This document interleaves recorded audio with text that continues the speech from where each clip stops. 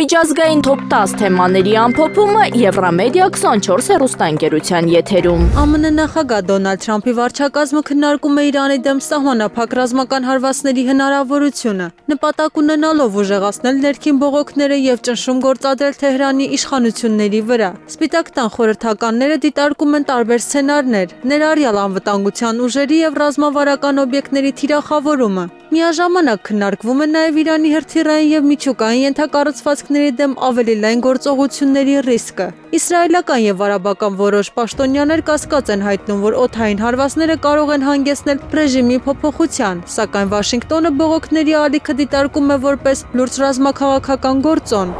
Գերմանիայի կանցլեր Ֆրիդրիխ Մերցը հայտարարել է, որ Եվրոպական միությունը մնում է գլոբալ քաղաքական կայունության առանցքային հենարան, ընդդեմ ինքնավարական եւ իմպերիալիստական մոդելների։ Ելույթ ունենալով Բունդեսթագում նա ընդգծել է ՆԱՏՕ-ի դերի ամրապնդման եւ ԱՄՆ-ի հետ ռազմավարական գործընկերության կարեւորությունը։ Մերցի խոսքով Եվրոպան պետք է հանդես գա որպես արժեքների վրա հիմնված ուժ, իրավունքի գերակայությամբ եւ հավաքական անվտանգությամբ։ Մեծ Բրիտանիայի վարչապետ Քիր Սթարմերը Պեկինում հանդիպել է Չինաստանի նախագահ Սի Ցզինփինի հետ, ազդարարելով Լոնդոնի եւ Պեկինի հարաբերությունների հնարավոր վերանայում։ Կողմերը քննարկել են տնտեսական համագործակցությունը, միգրացիոն հանցավոր ցանցերի դեմ պայքարը եւ անվտանգության հարցեր։ Սա առաջին բրիտանական վարչապետի այցն է Չինաստան վերջին 8 տարվա ընթացքում եւ տեղի է ունենում ԱՄՆ-Չինաստան լարված հարաբերությունների ֆոնին։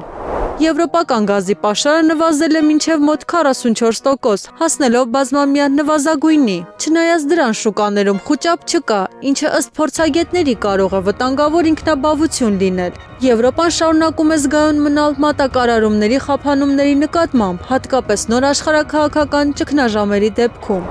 Թայվանի զինված ուժերը Կաոսյունգում անցկացրել են զորավարժություններ, սիմուլացնելով Չինաստանի հնարավոր ծովային եւ դեսանտային հարձակումը։ Մանևրերի ներգրաված են եղել անօդաչու թռչող սարքեր, ափային հրթիռային համակարգեր եւ նավատորմի ստորաբաժանումներ։ Պաշտպանության նախարարության տվյալներով զորավարժությունները նպատակ ունեին ստուգել արագ արձագանքի եւ ծովային շրջափակման պայմաններում պաշտպանվելու կարողությունները։ Դրանք անցկացվել են Չինաստանի կողմից Թայվանի շուրջ աճող ռազմական ակտիվության եւ տարածաշրջանային լարվածության ֆոնին։ Գրենլանդիայի Ինուիտ համայնքների ներկայացուցիչները կտրուկ մերժել են ԱՄՆ-ի կողմից տարածքի ձեռքբերման գաղափարը, հայտարարելով, որ Արկտիկան համատեղ ժառանգություն է եւ ոչ թե առևտրային ապրանք։ Նրանց խոսքով ցանկացած որոշում, որը վերաբերում է Գրենլանդիայի հողերին եւ բնական պաշարներին, պետք է ընդունվի տեղական բնակչության լիարժեք մասնակցությամբ։ Վերջիններս ընդգծել են, որ տարածաշրջանը կենսական նշանակություն ունի ոչ միայն ռազմավարական կամ տնտեսական,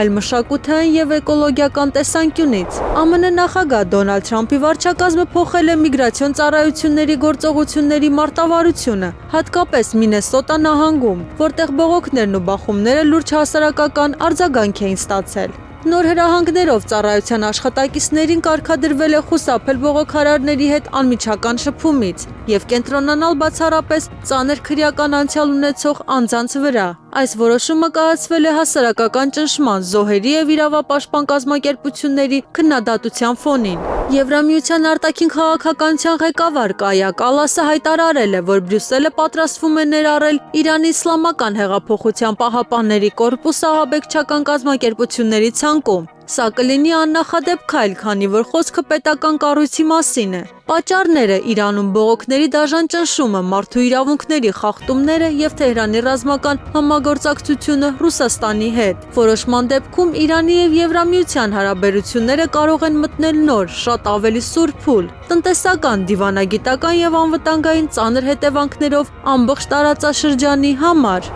Մերձավոր Արևելքի առաջատար երկրները ակտիվ դիվանագիտական ճնշում են գործադրում Վաշինգտոնի վրա, կանխելու Իրանի դեմ ուղղակի ռազմական հարվածը։ Այդ երկրները զգուշացրել են նախագահ Թրամփին, որ պատերազմը կարող է ապակայունացնել ողջ տարածաշրջանը եւ ծանր հարված հասցնել համաշխարհային էներգետիկ շուկաներին։ Դիվանագիտական շփումներ են տեղի ունեցել ինչպես Թեհրանի, այնպես էլ Վաշինգտոնի հետ։ Տարածաշրջանային առաջնորդները շեշտել են, որ ռազմական սցենարը կարող է դուրս գալ վերահսկողությունից, ներգրավելով Իրանի դաշնակից խմբավորումները Լիբանանում, Իրաքում եւ Եմենում։ Եվրոպական միությունը եւ Վիետնամը հայտարարել են հարաբերությունների բարելավման մասին, մինչև ռազմավարական գործընկերության բարձրագույն մակարդակ։ Համաձայնությունը ձեռք է բերվել Հանոյում Եվրոպական խորհրդի նախագահ Անտոնիո Կոստայի եւ Վիետնամի նախագահ Լուոնգ Քուոնի հանդիպման ընթացքում։ Համագործակցությունը կընդլայնվի կարևոր հանքանյութերի, կիսահաղորդիչների, չիպերի եւ վստահելի 5G ենթակառուցվածքների ոլորտներում։